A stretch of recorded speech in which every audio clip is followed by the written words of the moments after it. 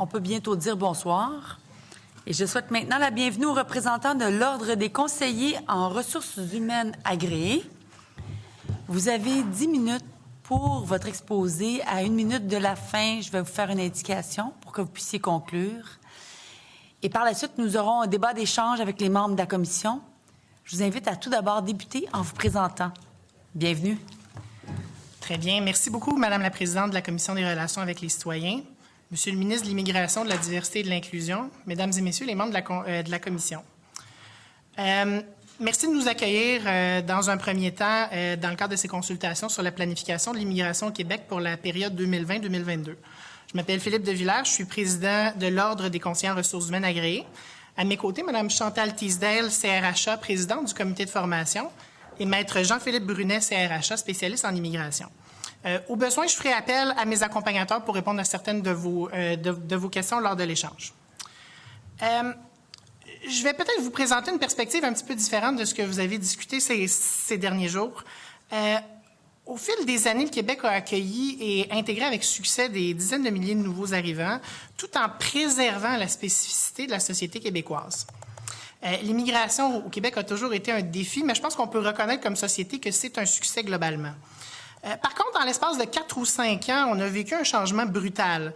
On est passé d'une situation de chômage plus élevée que la moyenne canadienne à un contexte de rareté de travailleurs la plus aiguë au Canada. C'est le résultat combiné d'une économie dynamique créatrice d'emplois, ce qui est une excellente nouvelle évidemment, une faible natalité puis un vieillissement accéléré de la population qui accroît le nombre de travailleurs d'expérience qui prennent leur retraite à chaque année. Évidemment, il y a plusieurs façons dont on peut faire face à cette rareté de main-d'œuvre. Certaines mesures ont déjà été annoncées par votre gouvernement, notamment en matière de rétention des travailleurs expérimentés, mais également intégration, maintien en emploi des personnes handicapées, d'Autochtones, réorganisation, automatisation, donc transformation des organisations. Bien sûr, l'immigration en fait partie.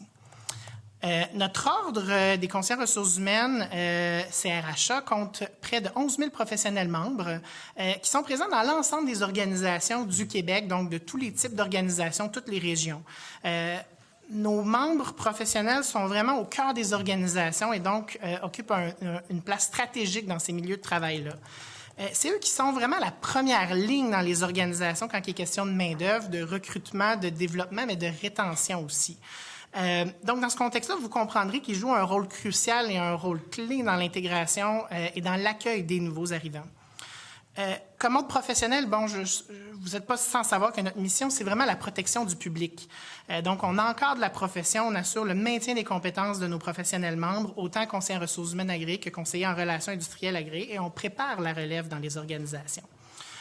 Un de nos facteurs clés, un de nos thèmes forts, c'est vraiment placer l'humain au centre des organisations, ce qui nous permet de participer au maintien de l'équilibre entre la réussite des organisations d'une part et d'autre part, vraiment le bien-être de ses employés.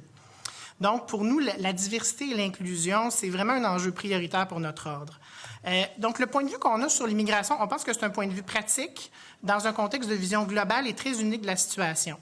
Puis, un des éléments clés qui nous préoccupe beaucoup, c'est vraiment le déracinement de l'immigrant et les enjeux d'accueil et d'intégration qui vivent dans les organisations.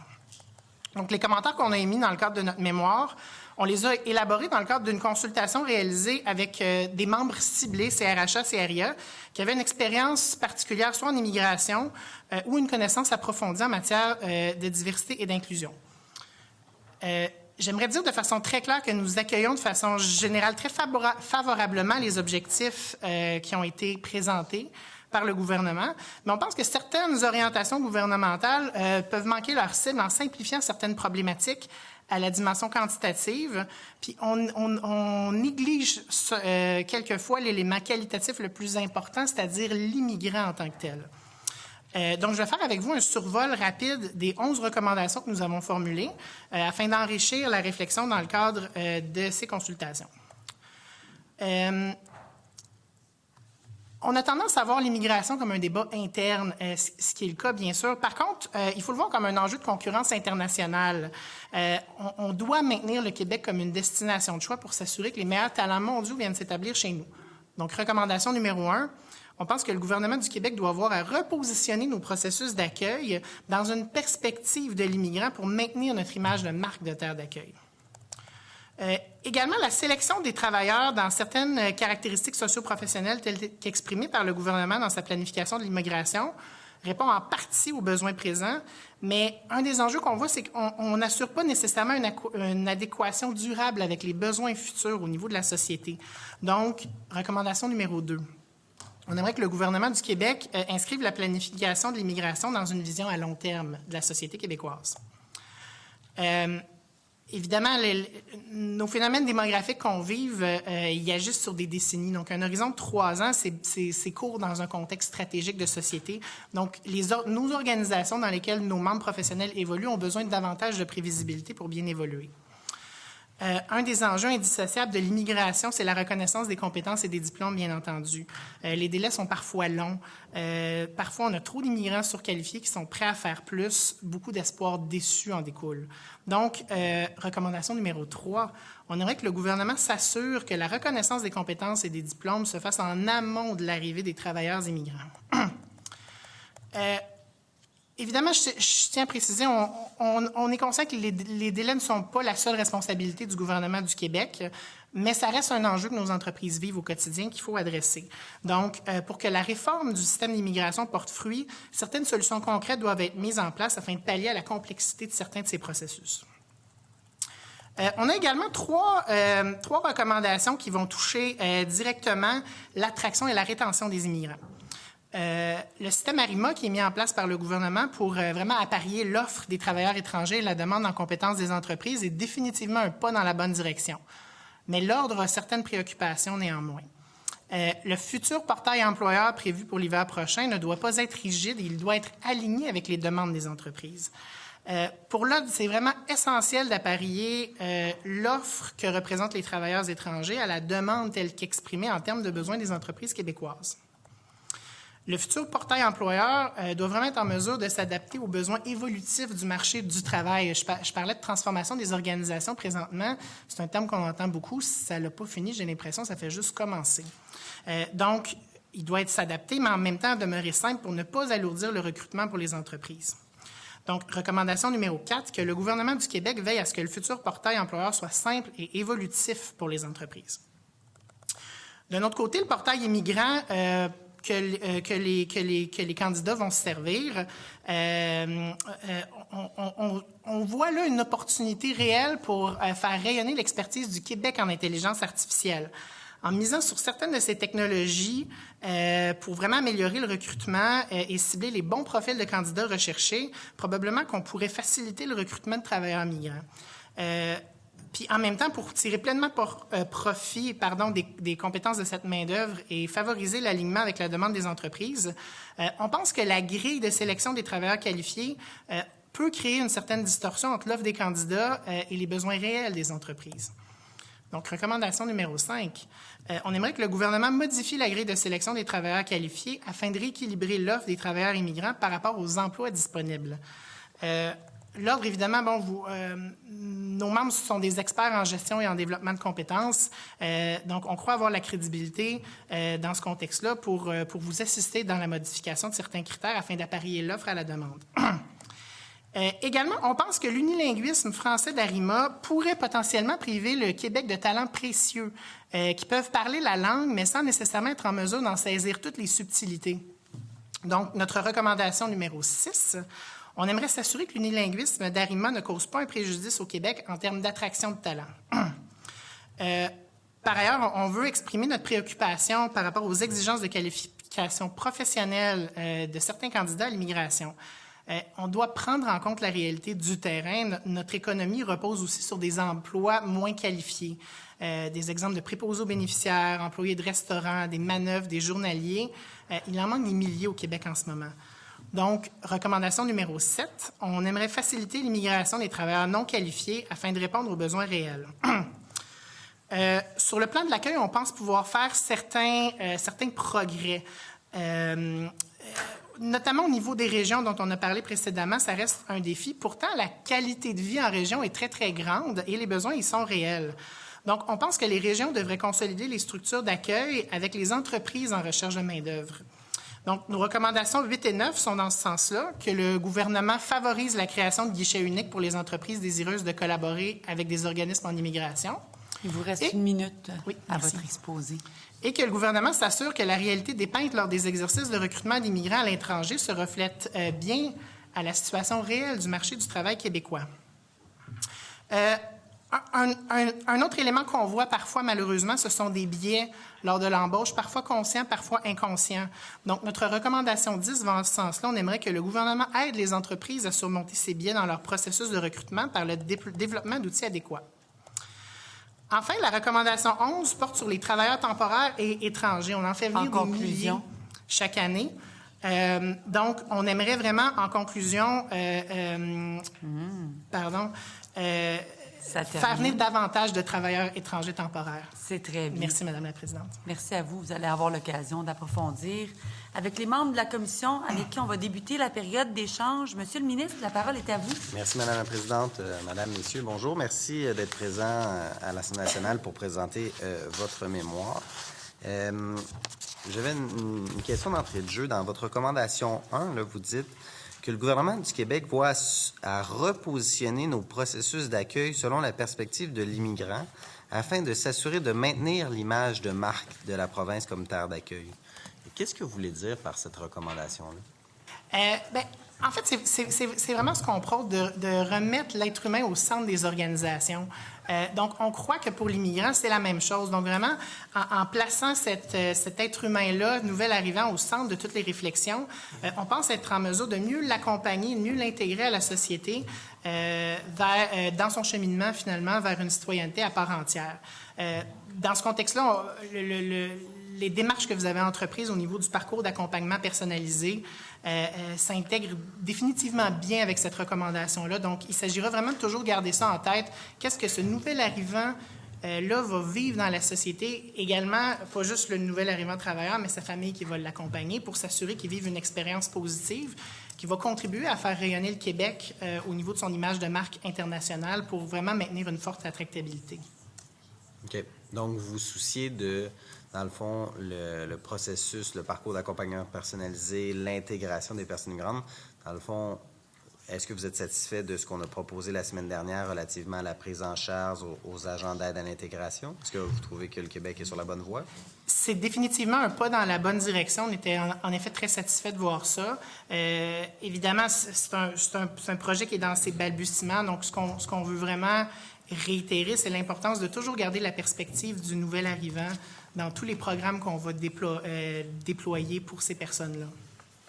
Puis quand vous parlez de l'image de marque du Québec là, comme terre d'accueil, selon l'expérience de l'ordre professionnel, le Québec a une bonne image de marque à l'international? C'est quelque chose qu'on voit en effet. Je crois que les chiffres le démontrent bien. Il y a beaucoup de gens qui veulent venir nous rejoindre comme société. Il faut s'assurer que ça le demeure parce que c'est quelque chose qui est très fragile. Puis on le voit, nous, travaillant dans les organisations, c'est un peu le même enjeu pour une organisation qui est en compétition avec d'autres organisations pour le même bassin de main-d'œuvre. Bien, il faut s'assurer que l'image de marque de l'employeur demeure toujours à un niveau des plus élevés pour s'assurer que les travailleurs soient naturellement attirés vers cette organisation-là.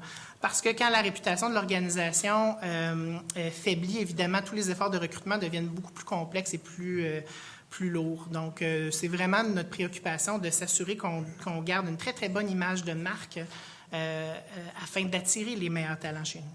Mais est-ce qu'il y a des choses ou est-ce que vous avez des inquiétudes par rapport à l'image de marque du Québec, par rapport à la renommée du Québec? Est-ce qu'il y a des choses pour avoir ce commentaire-là, d'où vient ce commentaire? Est-ce que vous avez des craintes?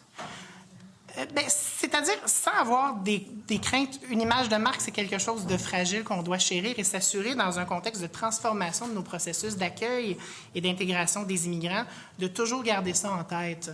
Donc, sans dire qu'on a des craintes, c'est plutôt un élément qu'on soulève de dire, en revoyant nos processus, assurons-nous de toujours garder garder en perspective ce que vit le nouvel arrivant pour être sûr de ne pas occulter cette dimension-là dans la refonte de nos processus qu'on va effectuer au courant des prochaines années. Donc, c'est plutôt un point de vigilance qu'on vous amène aujourd'hui. OK.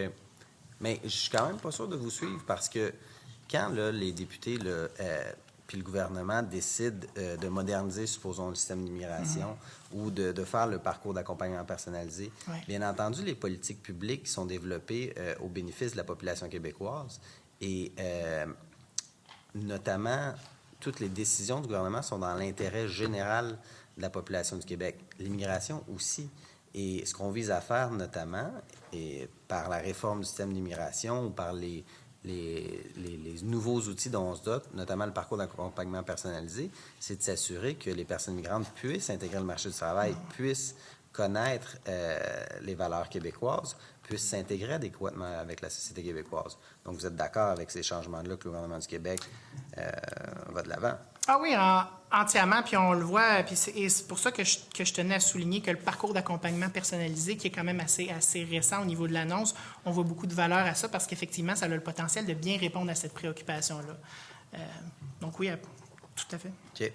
Au niveau de l'unilinguisme d'Arima, vous dites qu'il ne faut pas que ça constitue un frein. Vous voudriez qu'il soit bilingue? Bien, c'est-à-dire, est-ce qu'on voudrait qu'il soit bilingue? Peut-être que oui, peut-être que non. La préoccupation que nous avons réellement est de dire, dans certains cas, soit un nouvel arrivant ne maîtrise pas le français, donc ne comprendra peut-être pas toutes les subtilités de la société québécoise qu'on souhaite illustrer à travers Arima, ou dans certains cas, effectivement, peut-être qu'il ne parlera pas français du tout. Donc, à ce moment-là, s'il se fait aider par une tierce personne, tout ça, ça revient à son expérience de candidat à l'immigration qu'il va vivre. Est-ce qu'on se prive dans ce contexte-là de main-d'œuvre qui pourrait avoir une valeur inestimable pour le Québec? Je pense, entre autres, on parlait intelligence artificielle précédemment.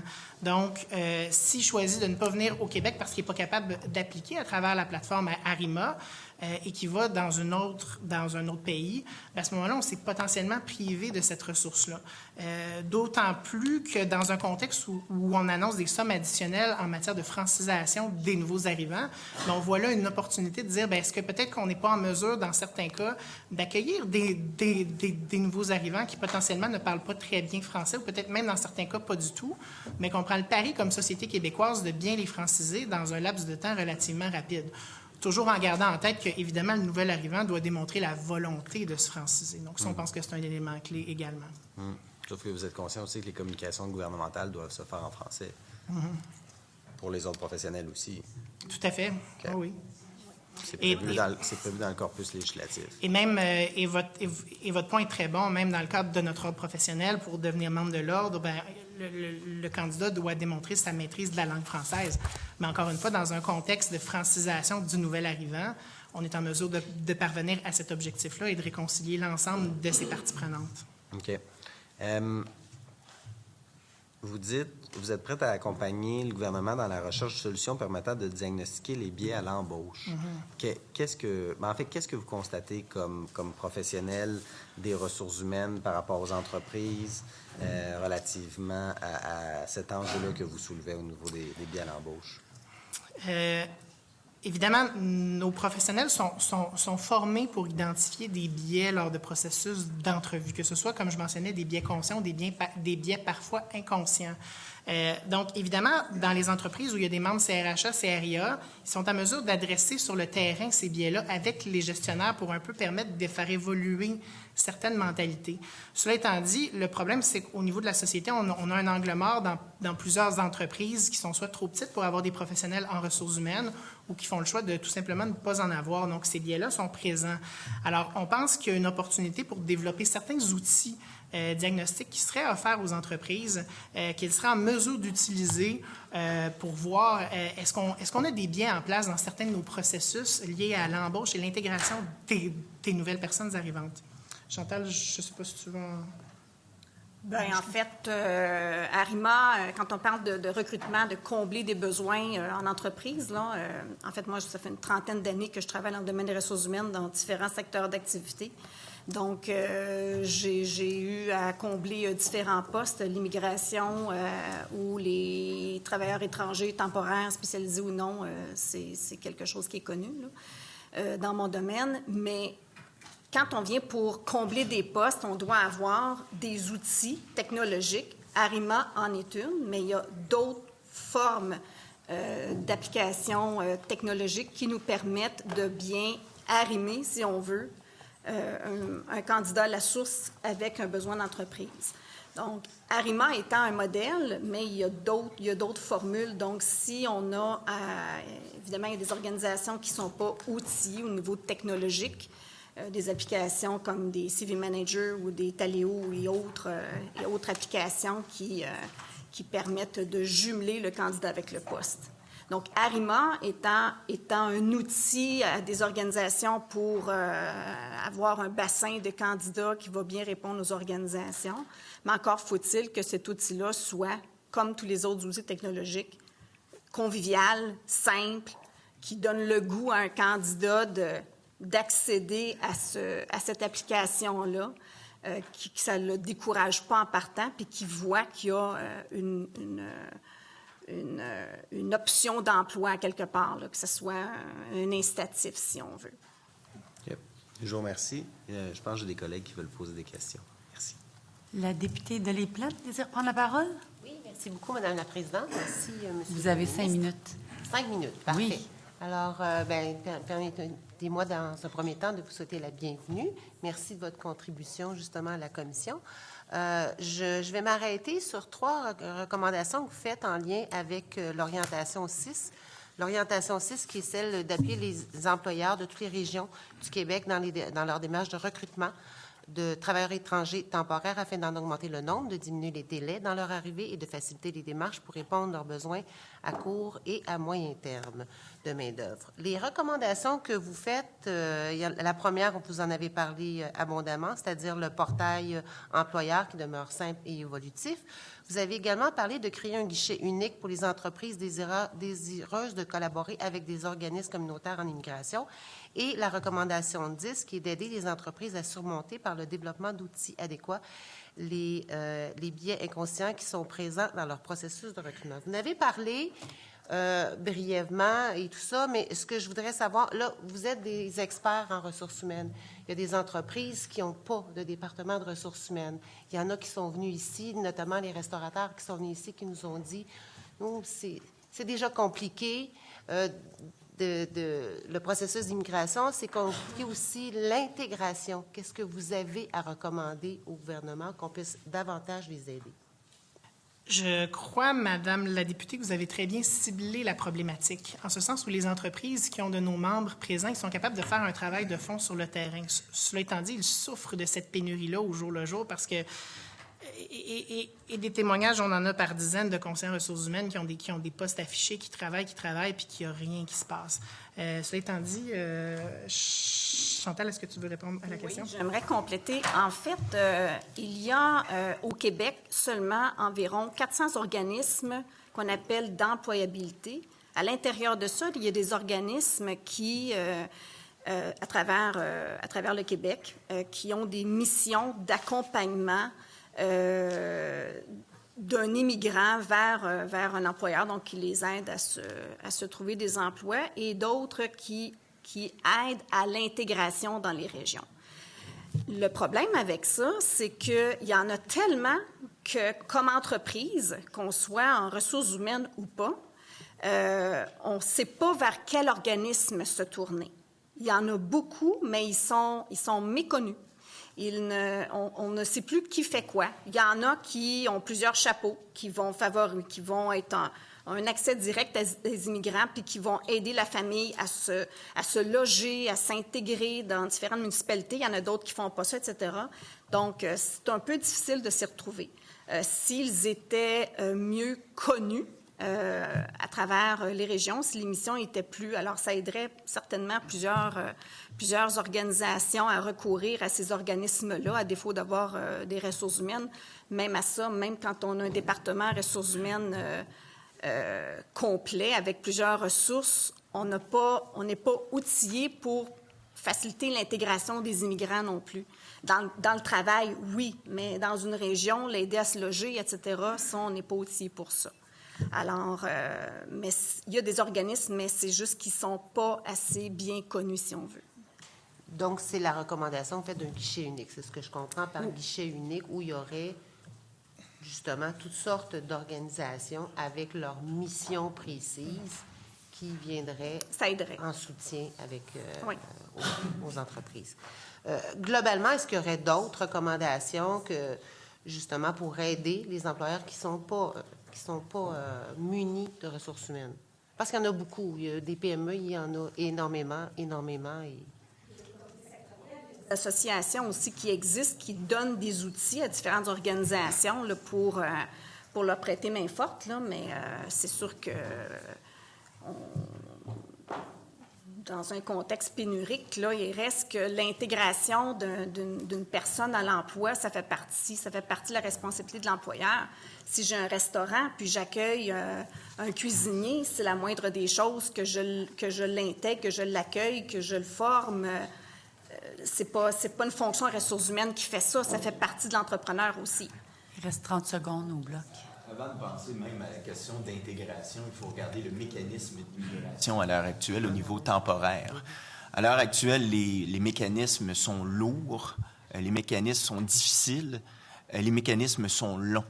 Donc, c'est certain qu'entre autres, une plateforme au niveau technologique qui permettrait au niveau temporaire, on parle d'Arima depuis tantôt, qui est principalement adressé aux permanents, mais au niveau temporaire, visant à faciliter, entre autres, la procédure, visant à accélérer la procédure qui, dans certains cas, au Québec, à l'heure actuelle, peut prendre jusqu'à 1 an. Si on a un besoin qui est immédiat, on ne peut pas attendre 1 an pour l'arrivée d'un travailleur temporaire. Donc, on ne peut même pas penser à cette question d'intégration. Merci. Merci à vous. Nous passons maintenant au parti formant l'opposition officielle. Monsieur le député Denis Ligan, vous prenez la parole. Madame la Présidente, Madame, Messieurs, bienvenue. Merci pour votre présence. Je vous remercie pour la qualité du rapport et la qualité des recommandations. Vous étiez sur un excellent élan. Je vais vous relancer par une autre question. Quand vous dites les mécanismes d'intégration temporaire, c'est très lent. Là, Arima vient de commencer. Il y a un parcours qui a été annoncé la semaine dernière par le ministre le midi. Est-ce que vous êtes satisfait? Vous pensez qu'il y a une chose? Saluons Arima si, ultimement, la plateforme permet une meilleure intégration des travailleurs qui sont à l'étranger pour venir combler des besoins. Parfait. Toutefois, ce que l'on parle, ce de quoi nous parlons moins, c'est la présence ou l'arrivée de travailleurs temporaires pour venir combler des besoins immédiats. Notre présentateur précédent mentionnait les besoins immédiats au niveau du Montréal métropolitain et un peu partout au Québec. Arima et le système, l'accompagnement, verra accompagner les gens qui viendront s'établir de façon permanente.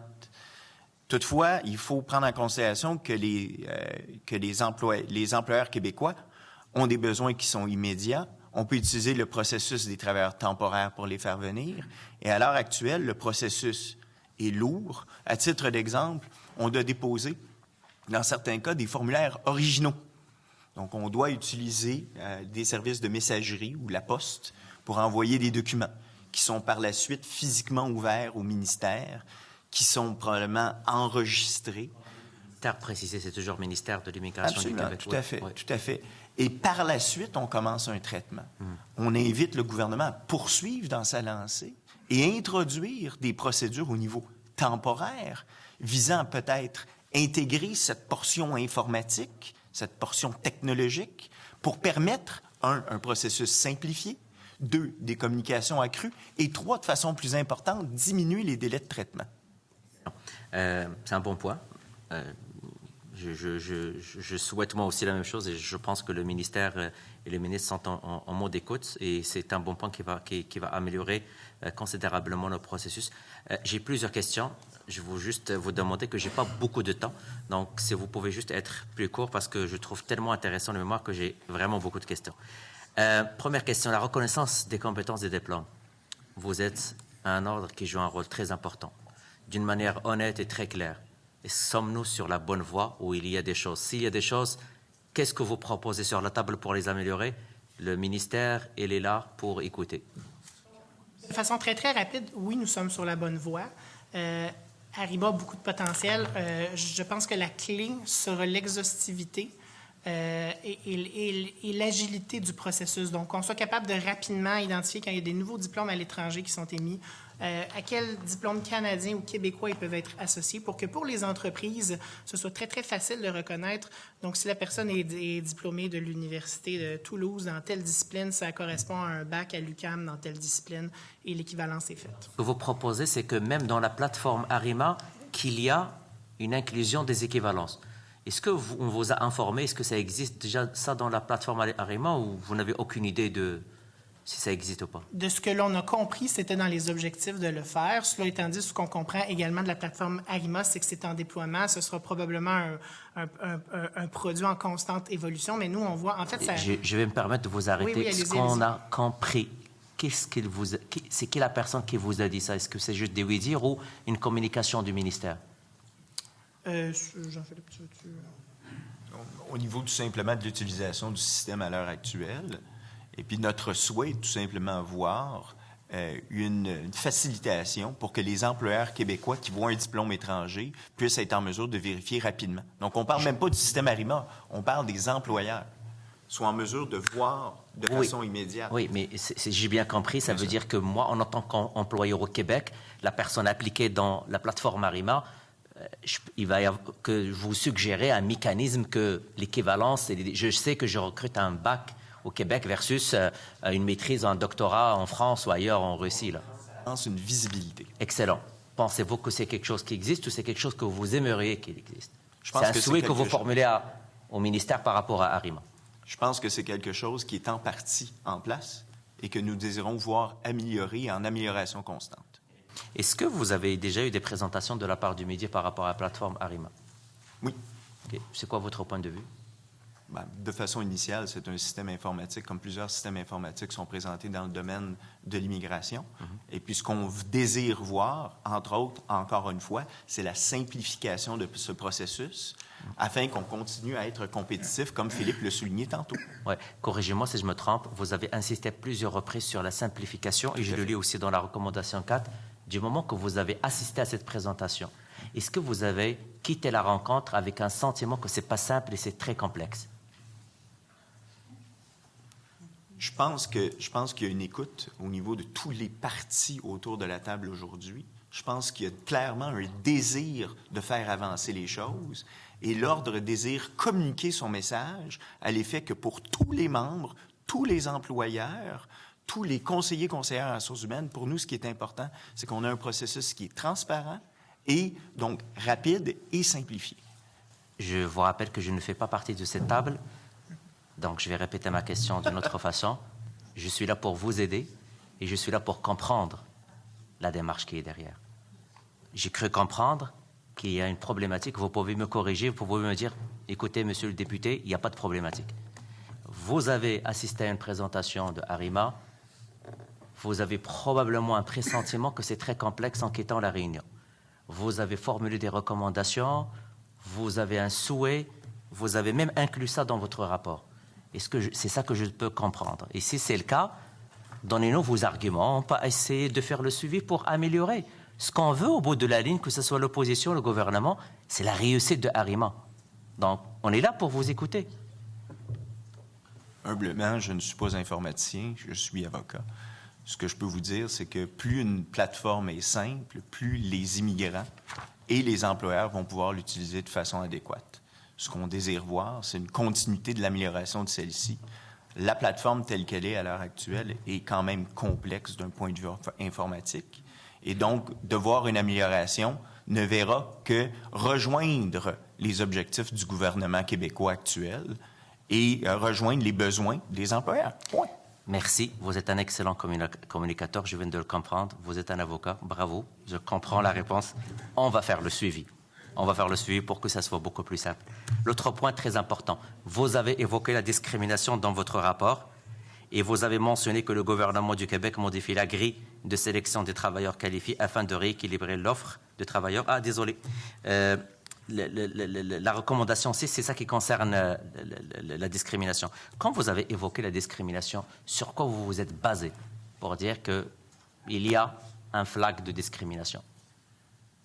Bien, en fait, au niveau de la discrimination, si vous le permettez, c'est plutôt la recommandation 10. En fait, c'est vraiment d'éviter les biais. Nos membres nous le disent. Des fois, ils ont besoin d'intervenir auprès des gestionnaires qui, malheureusement, encore vont avoir des réflexes de discriminer, soit encore une fois, consciemment ou inconsciemment, des nouveaux arrivants. Donc, nos conseillers sur le terrain, doivent faire ce travail-là. Donc, on peut tout simplement imaginer que dans les entreprises où il n'y a pas de CRHA, la même situation se vit également. Ma dernière question, Oui. elle est aussi importante, je vais vous dire pourquoi. Venant de l'ordre, je vais prendre une attention particulière. Il y avait des groupes qui sont venus ici pour nous dire qu'il y aura un biais à l'embauche. Mais venant de l'ordre, je pense que je dois être beaucoup plus attentif. Est-ce que vous pouvez m'éclairer, selon vous, vos arguments? Vous êtes quand même les spécialistes du recrutement. Pourquoi vous avez mis ça dans votre rapport? Parce que pour nous, encore une fois, ça revient dans la perspective du nouvel arrivant. Donc, ce qu'on veut favoriser, évidemment, encore une fois, dans une perspective organisationnelle qui s'applique à la dimension québécoise, c'est l'attraction, le développement et la rétention de ces nouveaux arrivants-là. Donc, un nouvel arrivant qui vit une perspective de discrimination dans le cadre d'entretien d'embauche ou de non-sélection à répétition, évidemment, ça donne une drôle d'image de marque au niveau de la société québécoise. Et encore une fois, j'insiste sur le fait que ce ne sont pas toujours des biais conscients, des fois, c'est des biais inconscients. Donc, c'est pour ça que je crois que nos entreprises ont besoin d'aide, parce que le cri du cœur, je pense qu'on l'a tous entendu cette semaine. 30 secondes pour conclure votre réponse. Merci. Et on l'entend fréquemment dans les médias. Toutes les semaines, il y a des histoires d'entreprises qui doivent restreindre soit des contrats, soit des heures d'ouverture. Donc, je crois que ces entreprises-là ont besoin d'aide et qu'on est en mesure de leur fournir des outils pratico-pratiques qui leur permettent d'identifier où sont ces biais-là, qu'ils en soient conscients et qu'ils puissent par la suite les adresser pour améliorer la rétention de nouveaux arrivants et donc une meilleure expérience pour ces personnes-là. Merci beaucoup. Alors, ça complète bien votre réponse et nous en sommes rendus avec le questionnement du député de Laurier-Dorion. Alors, à vous la parole. Merci, Mesdames, Messieurs, d'être avec nous cet après-midi. Écoutez, d'emblée, pour votre recommandation 1, maintenir l'image des marques. Il y a quelque chose qui a suscité un questionnement. Est-ce que vous croyez que pour maintenir l'image des marques du Québec, la décision d'annuler 18 000 dossiers d'immigration est de nature à maintenir l'image des marques du Québec? Merci de la question, Monsieur le député. C'est une excellente question. Je vais me permettre de vous faire une analogie d'entreprise. Si je reçois 15 000 CV dans ma banque de candidatures que je n'ai pas traité encore et que je communique avec ces 15 000 candidats-là pour leur dire, bien, écoutez, désormais, votre CV, je ne le considère plus, vous pouvez réappliquer si vous voulez, mais vous devez recommencer à zéro. La clé, si je veux avoir du succès dans ce genre d'opération-là, je dois avoir un plan de gestion de changement qui va être très, très robuste. Donc, comment je vais communiquer cette décision-là à ces gens-là, comment je vais mettre en place des mesures d'atténuation d'impact et comment je vais les soutenir là-dedans, parce qu'il y a toujours une bonne raison pour laquelle, comme organisation, tu fais ça. Donc, si l'approche est mal faite, donc si la gestion du changement était mal faite auprès de ces gens-là, bien, c'est évident que ce n'est pas les 15 000 qui vont réappliquer sur mon site. Donc, je vais perdre potentiellement des candidats de grande qualité. Et c'est le genre de contexte qui pourrait nuire à l'image de marque de mon entreprise, effectivement.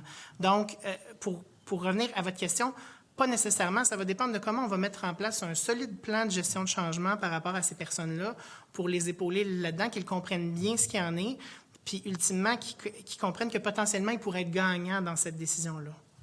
Vous croyez que ce processus de gestion des conséquences a été mis en place? Honnêtement, je ne suis pas assez près de ce dossier-là pour porter un jugement là-dessus. Très bien.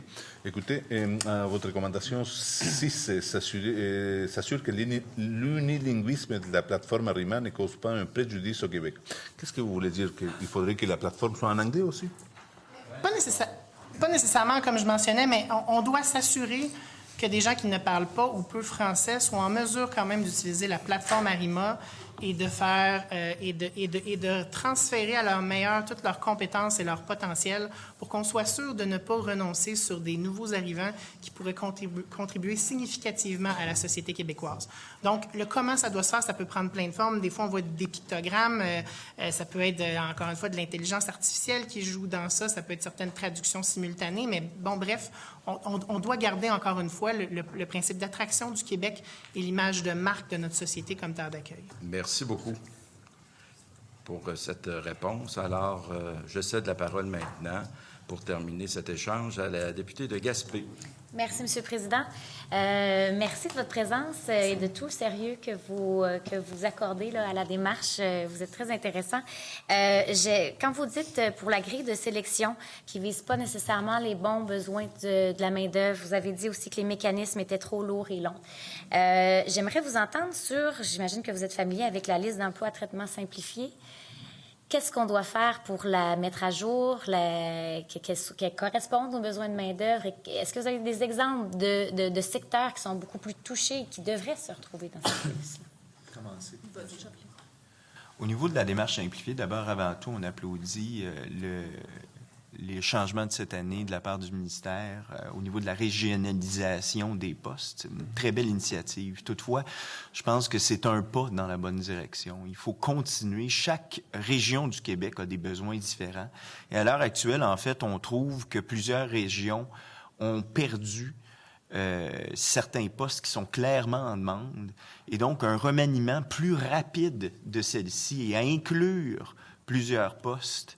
Je pense qu'à l'heure actuelle, les listes régionales, entre autres, ont été peut-être simplifiées un peu trop, si vous me permettez l'expression, et donc d'y voir beaucoup plus écouter les employeurs.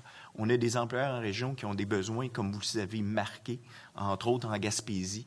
Et si on regarde la liste pour la grande région de la Gaspésie, je ne pense pas, avec respect, qu'elle vient répondre aux besoins de tous les employeurs. Est-ce qu'on peut avoir une liste qui est parfaite? La réponse est probablement pas. Mais je pense qu'on se doit, à titre de Parlement, de tenter de viser cette perfection-là en continuant à travailler sur ces listes-là par rapport aux besoins spécifiques de chaque région. Et donc, peut-être, via, justement, notre ordre professionnel, de consulter les spécialistes en ressources humaines pour déterminer quels sont les besoins des régions spécifiques, pour essayer de l'adapter et donc avoir une maniabilité plus grande. En conclusion. Merci. Rapidement, vous avez dénoncé en mémoire la suspension du volet diplômé dans le PEC. J'aimerais juste vous entendre là-dessus rapidement. Amenez-le. C'est tout simple que ça. C'est un programme qui faisait la jalousie du reste du Canada, plusieurs pays. On a des gens qui parlent l'intermédiaire avancé, qui ont des diplômes, donc aucun problème de reconnaissance de diplôme. Ce sont des gens qui sont, par définition, arrimés. Point. Donc, ramenez-le le plus rapidement possible. Merci. Merci. Alors, je remercie l'Ordre des conseillers en ressources humaines agréés pour leur contribution et je suspends les travaux quelques instants afin de permettre au prochain groupe de prendre place. Merci beaucoup.